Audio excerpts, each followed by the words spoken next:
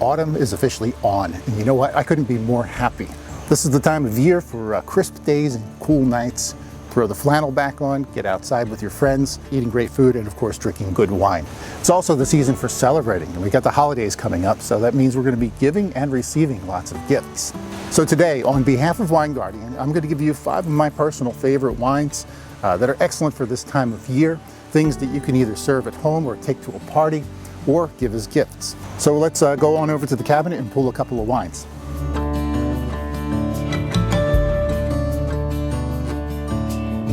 First and foremost, as we approach Halloween, I think that you should know about port wine from Portugal. It's one of my favorites, and one of the reasons why it works so well for Halloween is because it's sweet and it pairs well with desserts, especially chocolate. Port can be confusing because it comes in a range of styles, but for the sake of this video, we'll keep it simple and I'll give you the 3 main styles that you want to look for: ruby, tawny, and vintage. Ruby port, which I have here in my glass, is the youngest version, and it's the freshest and most fiery, to use a term. A lot of people say it's almost like cherries flambé in a glass. So you can imagine when you pair it up with chocolate, it's like one of those chocolate-covered cherry cordial candies. Pair it up with a peanut butter cup like this, and it's like an adult PB&J. It's amazing. And tawny port is aged in barrels, so it's a little older and more oxidized. You get more savory flavors like toffee, caramel, and butterscotch. And for that reason, it's amazing with things like apple and pecan pie. And the great news about those 2 styles of port is that they're super affordable. Both of those bottles were around $20. But if you want to go higher, you can. For a really elevated gift, there's vintage port. Vintage ports are only made in specified years when the grape quality is extra high. Therefore, they're rare and much more expensive. Something like this will set you back about $100 a bottle. In Portugal, it's tradition to buy somebody's birth year and give it to them as a gift. So if any of you out there wants to get me a 1972, I wouldn't complain about that. So you can see why port wine is where you're going to want to grab your bag of Halloween candy and just have lots of fun. I know this time of year conjures up images of soul-warming red wines, but there's always a place at the table for white wines. And for that reason, I'm going to make a recommendation. Most of you already know Pinot Gris.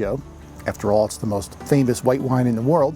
But did you know that it has a classy alter ego known as Pinot Gris? So then what's the difference between Pinot Grigio and Pinot Gris? Well, Pinot Gris actually came first. It originates in Burgundy, France. French Pinot Gris sort of blends 2 worlds together. So you get that light freshness from the Italian counterpart. It's great with oysters and shellfish, but it is a little bit more full-bodied and perfumed too. So therefore it works well with things like honey-baked ham and also fattier cuts of fish. And during the holidays, if you want to add a touch of sweetness in there, you can actually pair it up with things like pecan pie or apple pie, and it would work perfectly. Some of the best French Pinot Gris comes from regions like Burgundy and Alsace, but they are making it in the New World now, and one place where it's really doing well is Oregon. Now, as I was saying, this is my favorite time of year, and if there's one wine that captures the essence of the autumn better than any other, I think it's Pinot Noir.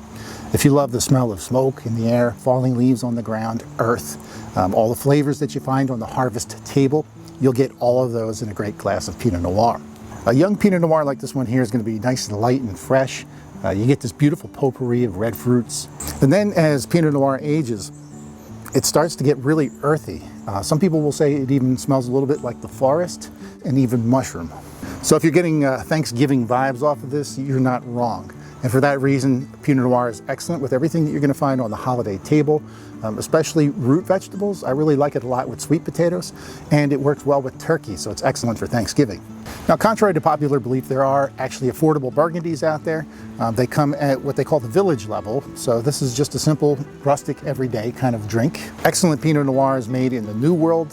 One of my favorite places is the state of Oregon. You're going to find some really high-quality versions from the Willamette Valley. So all of us have a friend or two that seemingly has been everywhere and done everything, has everything. So what kind of wine makes a good gift for the person who seems to have it all? This one here. This is Spanish Mencía. It comes from the Galicia region, which is in the northwestern corner, right above Portugal.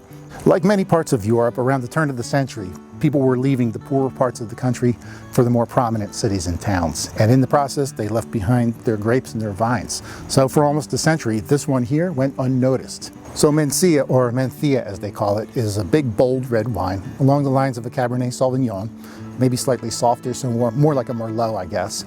And it's very age-worthy too, so you can put it in your cellar and keep it for a long time. And as you would expect with a bold red wine like Mencía, it's going to be great with your grilled meats, burgers and steaks, hot dogs around the campfire with your friends, and probably even some s'mores. Now the great news is because Mencía is still relatively obscure, you can get it for an affordable price. So you'll pay about $15 to $20 for an everyday drinker, something great to take to a party. But if you are looking for a special gift for that person who seems to have everything, there are some more upscale producers out there that will command top dollar. No celebration and no party would be complete without a little sparkling wine, right? And we all know about champagne already, so we're not going to talk about that today.